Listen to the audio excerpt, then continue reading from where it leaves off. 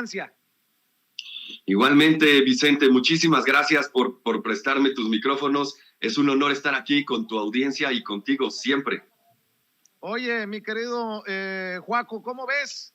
¿Cómo ves a esta comunidad que se le entrega al presidente Andrés Manuel López Obrador? Una comunidad activada nuevamente para pedir la reforma migratoria. Creo que la voz de batalla la lanzó el propio presidente desde la mañanera. Así es, Vicente, y además no estamos acostumbrados a esto, por supuesto. Los mandatarios del neoliberalismo nos habían acostumbrados a no gobernantes, sino gobernanzas, a administradores que no levantaban ningún tipo de pasión, que no levantaban ningún tipo de expectativa y sobre todo que no nos dieron una perspectiva de futuro.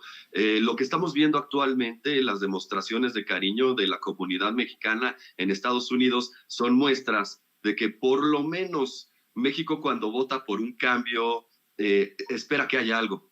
Lo siento mucho por nuestros amigos norteamericanos que han estado votando por un cambio consistentemente y como que no llega del todo, pero aparentemente para nuestros paisanos en Estados Unidos, para nuestros paisanos aquí, estamos viendo que puede ser una nueva era, puede haber una nueva política de la mano del presidente López Obrador y lo que están expresando precisamente es esa perspectiva, es que es muy importante tener una idea de hacia dónde vamos y de que la democracia es una herramienta para mejorar nuestras vidas. México ha recibido señales de que esto puede ser así y entonces, claro, la comunidad en Estados Unidos, que es una comunidad económica y políticamente muy activa, pues están haciendo su demostración. A mí me parece que deberíamos corresponderles desde México al aceptar todos sus derechos políticos plenos, porque aunque estén viviendo en Estados Unidos son mexicanos y ellos cooperan con muy buena parte del Producto Interno Bruto Nacional. Así que creo que les debemos a nuestros hermanos migrantes esa posibilidad de abrirles sus derechos políticos plenos en nuestro país. Y qué gusto que desde acá hayamos podido tomar unas decisiones que influyan de manera determinante en su vida y en sus planes de futuro. Creo que para eso abre la puerta el presidente Andrés Manuel López Obrador. Yo creo que desde la idea de la enchilada completa que no se cristalizó en tiempos de Vicente Fox, ni Calderón ni Peña Nieto habían tomado este liderazgo como el del presidente, de incluso decir que se exhibiría a los congresistas que no votaran a favor de la reforma migratoria de Joe Biden, una iniciativa que, dice el presidente, respalda. No es poca cosa que lo diga el presidente de México con un tema tan, sí, nacional, tan doméstico de Estados Unidos, pero que tiene definitivamente un impacto directo para los mexicanos a ambos lados de la frontera. Pues así es, Vicente. Fíjate qué interesante esto que estás diciendo, porque, claro, es en este momento en donde llega la enchilada completa. ¿Y por qué llega la enchilada completa? Porque la coyuntura es diferente. A nuestros presidentes anteriores se les había hecho costumbre que quien ofreciera, digamos, un servicio más barato es el que se lo llevaba, y era muy difícil competir, por ejemplo, en términos laborales con China.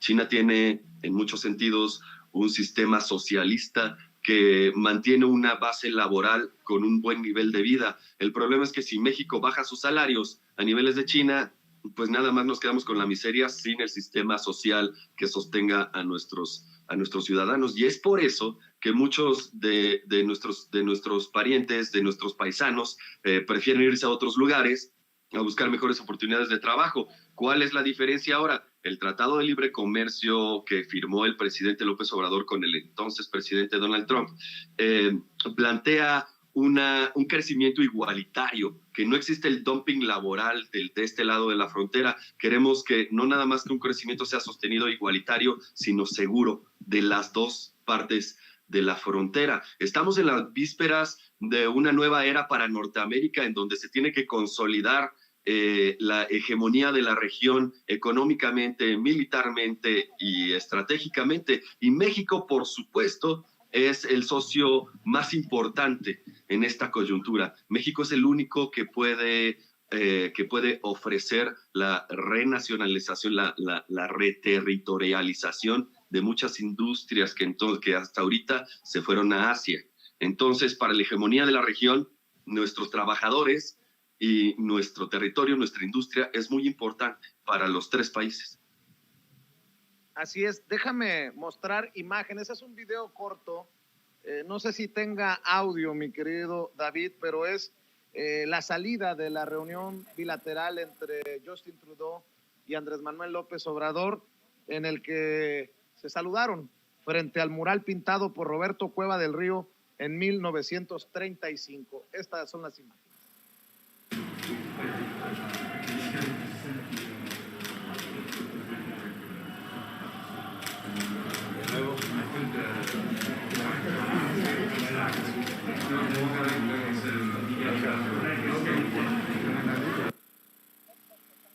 A ver, mi querido Joaco, déjame preguntártelo, creo que más claro no lo puedo decir.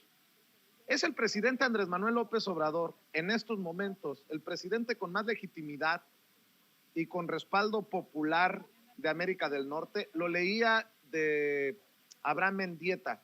¿Tú qué piensas, querido Joaco? Bueno, estaría completamente de acuerdo con mi amigo Abraham Mendieta.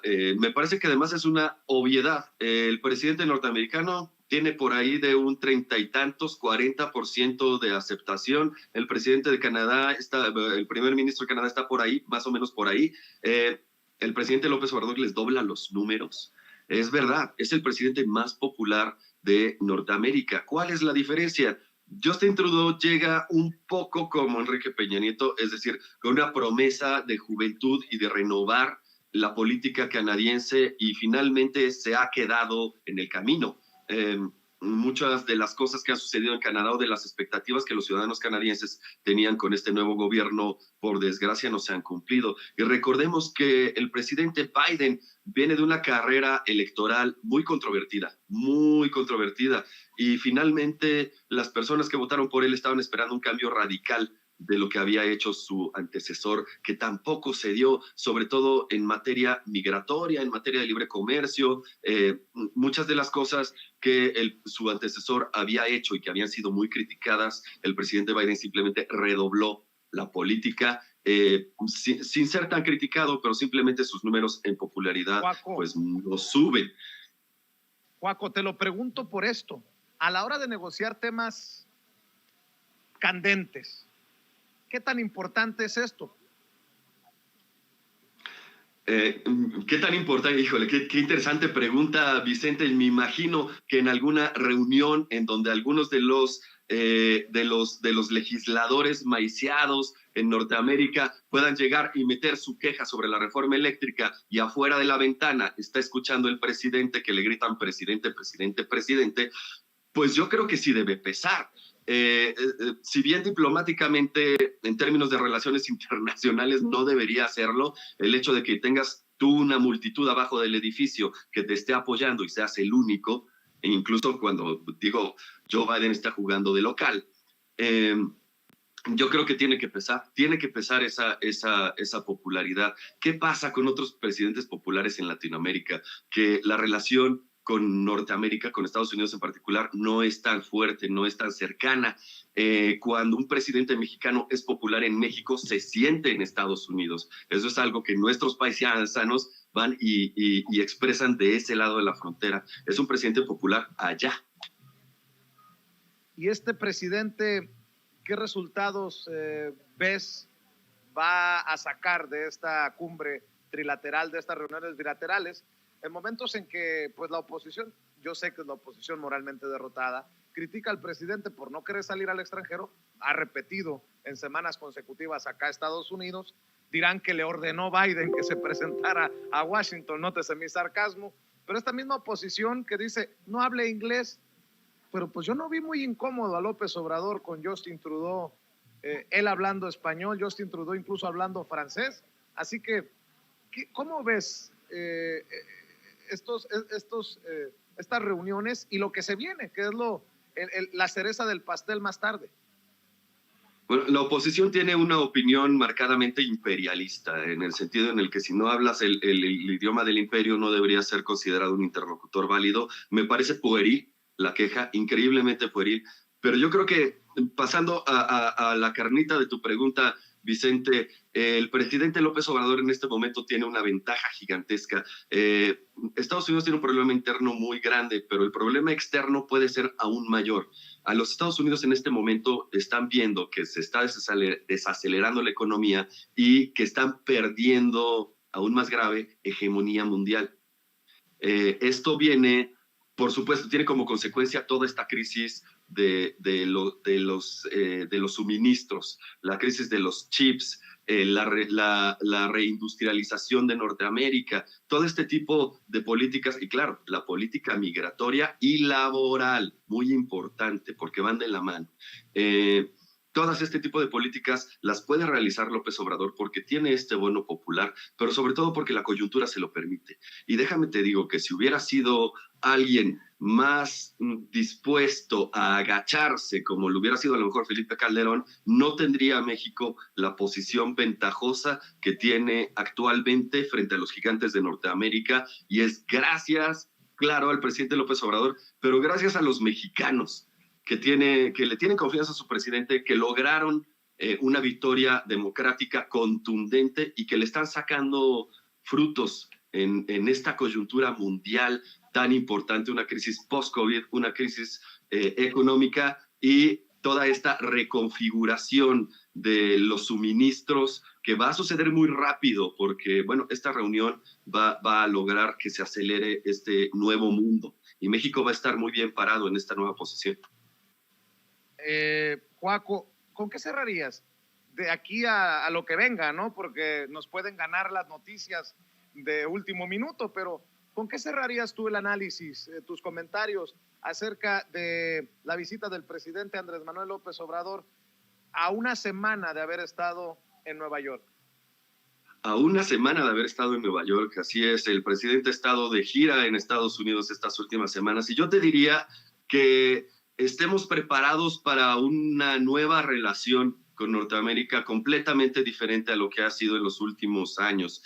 Vamos a ver una subida en el salario mínimo en México, una paridad en términos laborales en Norteamérica y en México. También vamos a ver muy probablemente un nuevo trato migratorio legal y ordenado y seguro. También vamos a ver pues el nuevo auge de un bloque norteamericano en donde México es un socio muy importante. Como dice el doctor Alfredo Jalife, geopolítica es destino, y en el caso de México, la relación con Estados Unidos es un hecho consumado, no nos podemos divorciar, hay cada vez más similitudes que diferencias y cada vez somos pueblos más unidos y creo que vamos a ir por esa vía y donde las relaciones no van a ser más que mejorar. Fíjate, no quiero dejar pasar esta oportunidad porque sabes que te respeto y que te admiro, Joaquín. Fíjate, ojalá, para que entienda la gente lo importante de lo que se está viviendo aquí a las afueras del Instituto de Cultura Mexicano y de lo que se ha vivido desde muy temprano a las afueras de la Casa Blanca. Ojalá que entienda el mensaje Joe Biden. Joe Biden, con crisis en sus encuestas, con crisis de aprobación, pero que si es inteligente, con mucho respeto, a lo mejor tú me vas a decir, estás equivocado, Vicente, pero fíjate nada más, si es inteligente, va a capitalizar en la comunidad mexicanoamericana este cariño, este respaldo, esta solidaridad que tiene el presidente Andrés Manuel López Obrador, hasta para beneficio político electoral de él mismo. ¿O no lo ves así, Joaquín?